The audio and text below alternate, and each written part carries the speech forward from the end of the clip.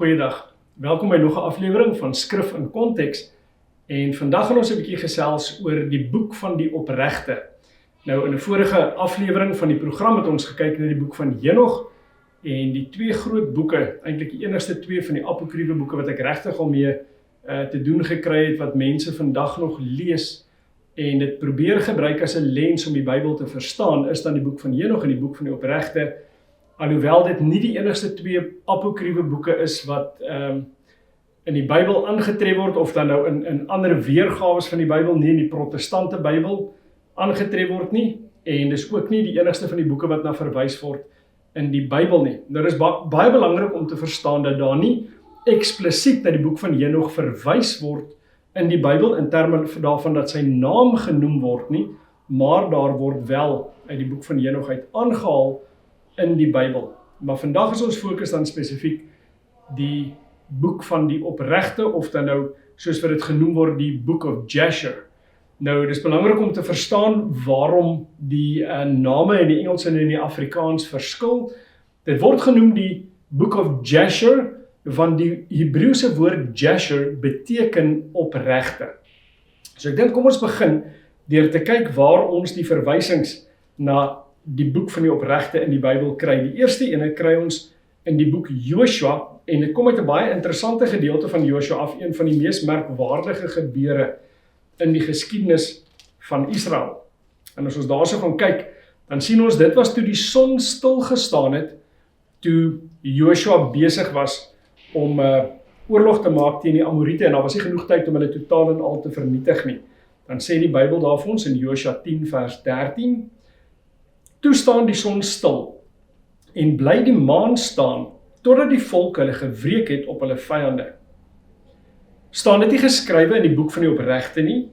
Die son het bly staan in die middel van die hemel, en het hom nie gehaas om onder te gaan nie, omtrent 'n volle dag. So hier sien ons daai eerste verwysing na die boek van die opregte. In die Engels sê dit dan die Book of Jasher, soos ek gesê het, Jasher beteken opregte. En dan is daar 'n tweede weergawe of 'n verwysing wat ons hierna kry, en dit kom uit 2 Samuel uit. 2 Samuel, en is sommer in die begin van 2 Samuel, dit gaan eintlik oor Dawid, wat nou die slegte nuus ontvang het van sy goeie vriend Jonathan, wat afgesterwe het. En in daardie gedeelte kyk ons na vers 17 en verder. Dit sê daar in 2 Samuel 1 vers 17. Toe het Dawid hierdie klaaglied, onthou daai woord klaaglied, aangehef oor Saul en oor sy seun Jonathan. En hy het beveel dat die kinders van Juda om 'n booglied te leer. Kyk, dit is geskrywe in die boek van die opregte, the Book of Jasher. Nou, hoekom het ek gesê, dit is belangrik om op te leer dat hy daar praat van 'n klaaglied en net daarna van 'n booglied. Die rede hoekom ek dit noem, is omdat in die Septuagint, nou die Septuagint is die Griekse vertaling van die Hebreëse Bybel, is daar in 1 Konings 8 vers 53, iets wat in die Septuagint voorkom, wat ons nie in die Hebreëse Bybel kry nie. En daai vers eindig met die Grieks, en biblio teis hudeis. En biblio, waar ons die woord Bybel ook vandaan kry, dis boek, en dan teis hudeis. Hudeis is 'n ode, dis 'n lied, wat vir ons die idee gee dat hierdie potensieel 'n derde verwysing na die boek van die opregte kan wees, of dan nou the Book of Jasher. Nou, hoekom sê ek dit kan potensieel 'n derde verwysing wees? As jy hierdie term en biblioteis hudeis gaan terugvertaal in Hebreëus in, dan gaan dit so lees: Sefer Hashir. Sefer Hashir. Sefer beteken boek, ha is van, en dan shir is 'n lied. Maar die boek van die opregte in Hebreëus is Sefer Hashar. Dis verskriklik naby aan Sefer Hashir, met ander woorde, die boek van liedere, of dan nou die boek van die opregte. Nou, dit was die gewoonte in die Joodse kultuur om wanneer iets baie groot en belangrik gebeur het, om 'n lied daaroor te sing. Dink byvoorbeeld aan wat gebeur het toe die Jode deur die see gegaan het en die Israeliete vervolg het. Ek sê eintlik die Jode, hulle was nog nie op daai stadium die Jode genoem nie, toe die Israeliete deur die see gegaan het, die Egiptenare hulle agtervolg het, toe hulle deur die see is en hulle kom aan die ander kant aan, wat doen hulle? Hulle sing 'n lied, daai lied word later in die boek Openbaring weer genoem. En ons sien dan by verskillende geleenthede, wanneer 'n belangrike ding gebeur, dan is hulle geneig om hierdie ode te bring, om 'n lied te sing, om in die volksmond ook dan daai gebeure te kan onthou, en ook dan te vier wat die Here vir hulle gedoen het. So potensieel is daar in 1 Konings 8 vers 53, maar net in die Septuagint weergawe, 'n verwysing na hierdie boek. Maar 2 van hulle is dan eksplisiet verwysings wat ons nou na gekyk het in die Bybel soos wat ons hom vandag het. Nou, daar word glad nie in die Joodse tradisie van die vroeë jare tot en met omtrent die 1200s enigsins weer na hierdie boek verwys nie. Ons kry niks in die Joodse kultuur behalwe hierdie enkel verwysings nie. Ons kry niks onder die vroeë Christene nie. Ons kry niks onder die Jode in die tyd wat die Christendom dan nou eintlik afgedeel het van die Jodendom nie. Onthou, aanvanklik het die vroeë Christene saam met die Jode in sinagoges aanbid ensovoorts, soos ons in die boek Handelinge lees ensovoorts.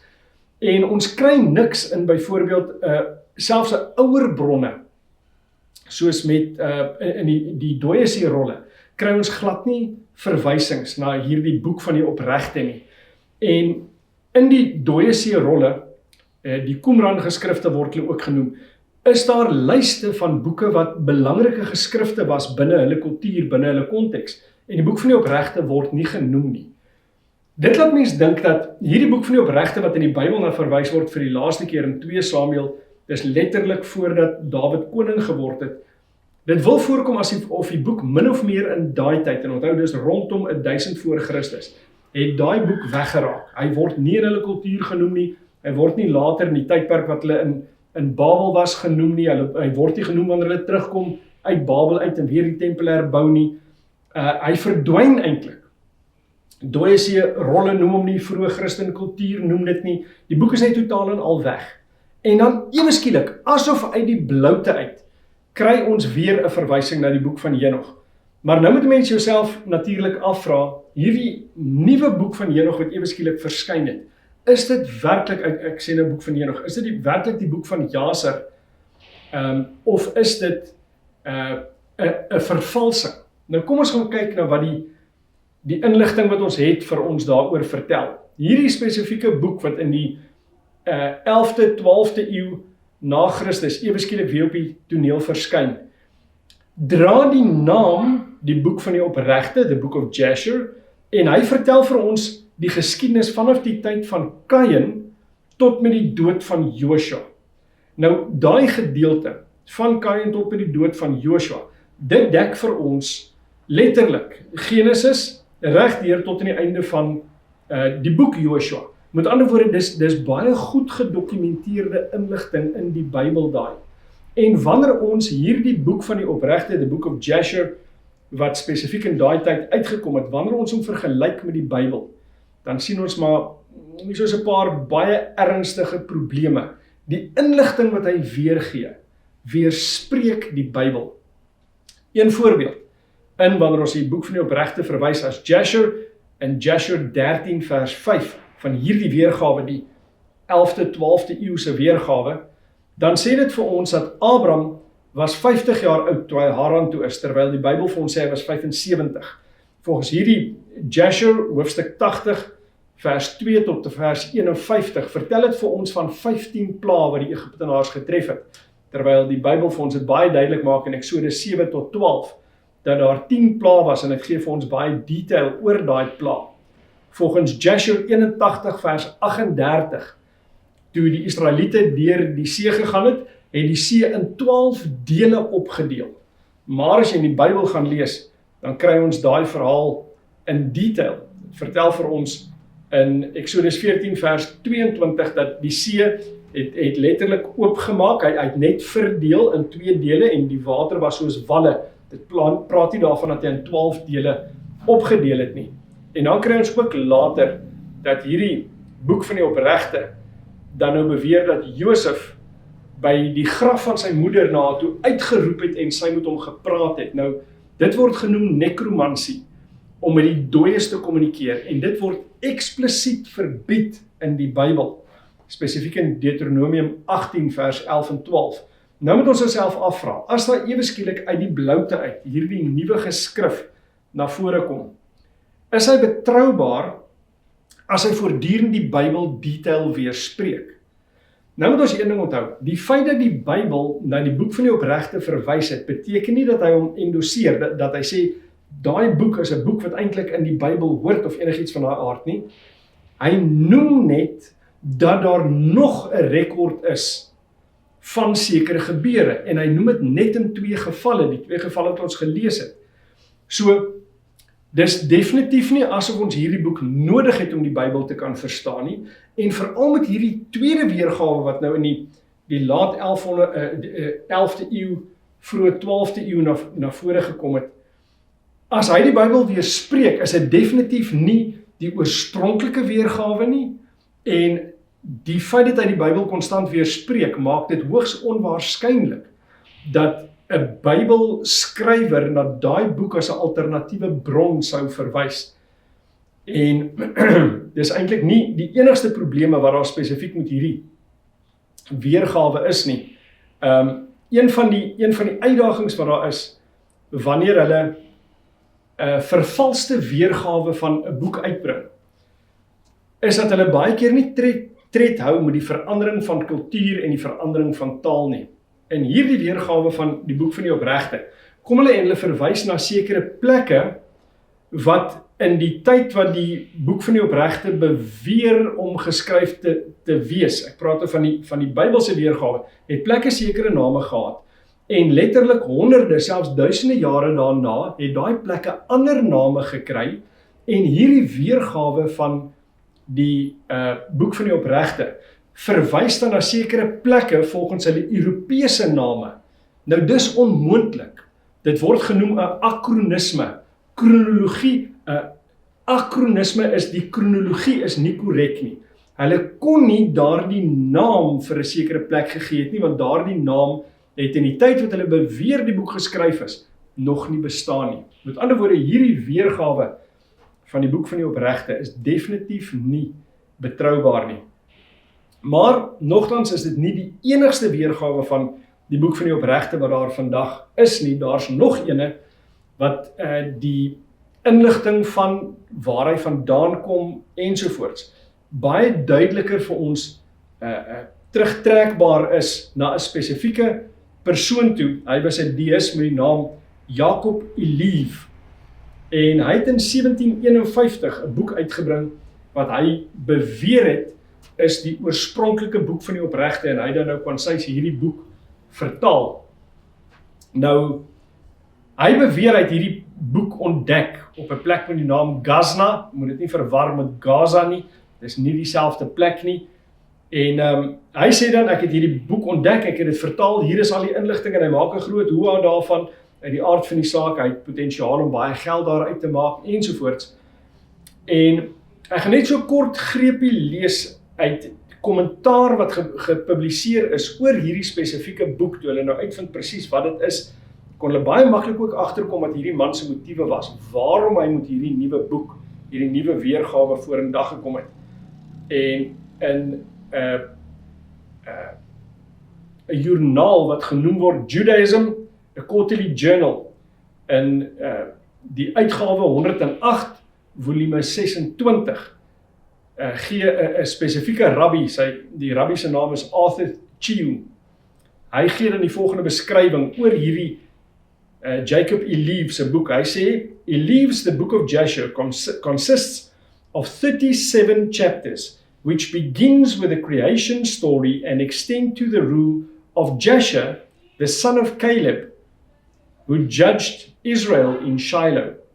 Jasher is represented as an adjutant to Moses,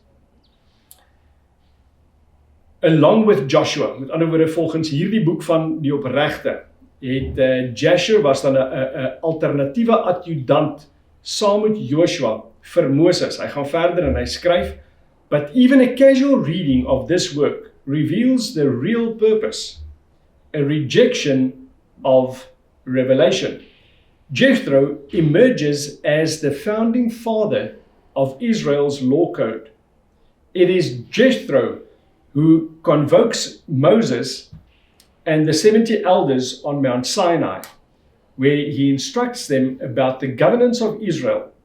Here then was the real intent of the book of Jasher, to challenge the credibility of the Pentateuch and to diminish altogether the role of Moses." So wat wou Elief doen deur hierdie blykbaar boek van die opregte wat hy dan nou ontdek en vertaal het? Hy probeer die geloofwaardigheid van die Pentateug, Penta 5, die eerste 5 boeke van die Bybel. Hy probeer, dit word ook na verwys as die wet van God, hy probeer die geloofwaardigheid van daai boeke ondermyn. Hy sê dit was nie God wat die wet vir Moses en die leiers van Israel gegee het nie. Dit was eintlik Jethro, die skoonvader van Moses. Met ander woorde, hy het eintlik maar ortodoksie teengestaan, hy wou eintlik die Christelike geloof ondermyn. Nou, ons kan uit die aard van die saak, as ons kyk na wat hier gebeur, nie aanvaar dat enige 2 van die weergawes wat daar vandag is, die ene wat kom in die 11de of die 12de eeu, of die ene wat in die 1700s die lig gesien het, ons kan nie aanvaar dat enige een van daai 2 die oorspronklike boek van die opregte is nie. Daar's genoeg verskille tussen die verhale wat ons daarin teekom en dit wat in die Bybel staan, om te weet, hierdie is nie die oorspronklike boek nie.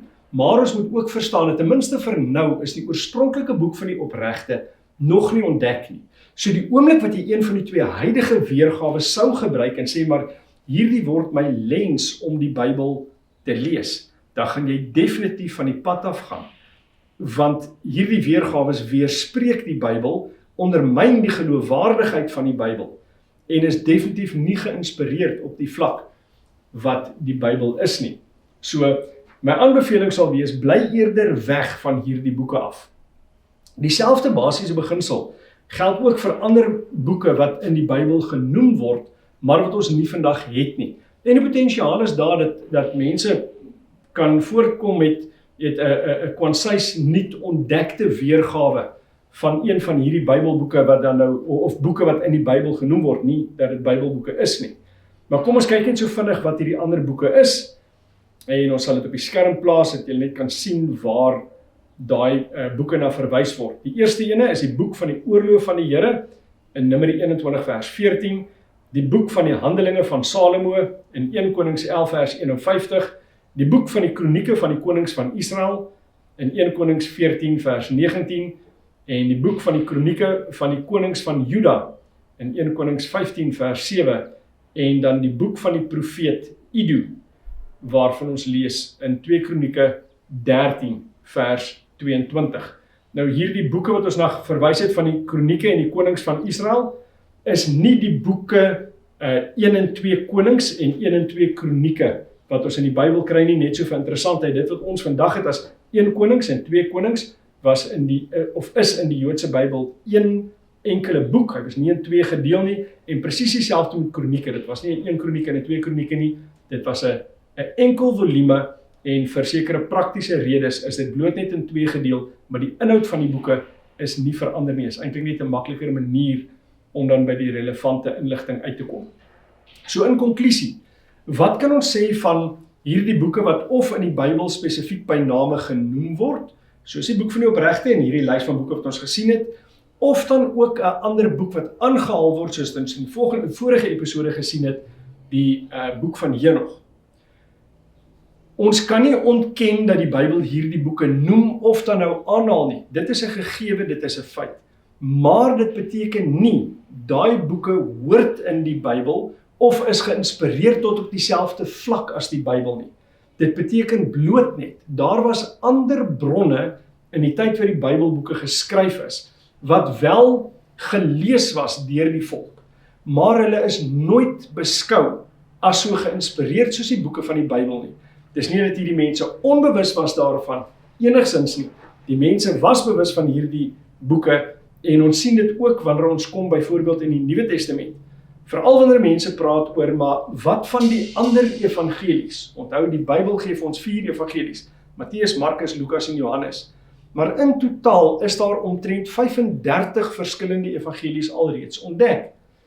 Nou, dis nie werklik nuut ontdek asof dit vandag eers na voorskyn gekom het nie. Meeste van daai evangelies was wel bekend aan die vroeë Christenkerk, maar oor die inhoud van daardie evangelies is dan net eenvoudig gesê, maar weet jy wat, hierdie is nie geloofwaardig nie. Hierdie boeke, omdat mense nog geleef het wat of direk disippels was, of disippels van die oorspronklike disippels het. Hulle gesê, maar wag 'n bietjie, die inhoud van hierdie evangelie strook net eenvoudig nie met dit wat ons van Jesus weet nie. Want baie keer het daai evangelies sekere verhale in, wat net nie strook met die karakter van Jesus nie, of wat net eenvoudig nie geloofwaardig is nie, omdat as dit was, sou nie net een bron daaroor gepraat het nie, maar veelvuldige bronne sou daarna verwys het. En party van hulle het eintlik absurde stories in, absurde stories soos byvoorbeeld waar Jesus, toe hy 'n kind was, met klei gespeel het en duifies uit die klei gemaak het en toe die duifies lewend gemaak het ensovoorts. Nou, dis interessante verhale, maar dis nie Bybels geloofwaardige verhale nie, en hulle is ook nie nodig vir ons verlossing nie. Ons glo in die inspirasie, veral in die protestante konteks, van die 66 boeke wat ons in die Bybel het, en ons glo dat hulle al die inligting bevat, wat ons nodig het vir verlossing. So my raad is, bly eerder weg van die apokriewe boeke, of boeke wat die Bybel na verwys, wat nie eens as apokrief beskou word nie, maar wat bloot net na verwys word, soos die boek van die opregte, want die weergawes wat ons vandag het, is nie die oorspronklike weergawes nie, en selfs al was dit, daar's 'n rede waarom dit nie deel is van die Bybelse kanon nie. Bestudeer eerder jou Bybel, wat ons al klaar weet geïnspireerd is, as hierdie buitebybelse bronne, wat net misleiding en verleiding, en eintlik verwarring daarmee saambring. So, tot die volgende keer, 'n lekker dag.